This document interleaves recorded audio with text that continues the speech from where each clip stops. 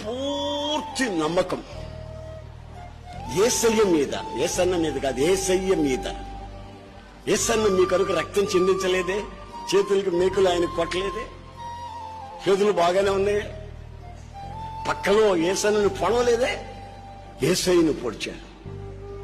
ఆయన అంటాడు, నా గాయముల ద్వారా మీకు స్వస్థత, నా గాయముల ద్వారా మీకు స్వస్థత.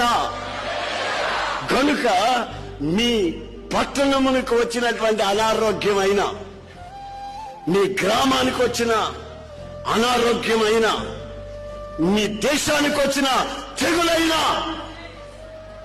నిర్మూలపరచుటకు నేను లేచి నిలబడి ఉన్నాను.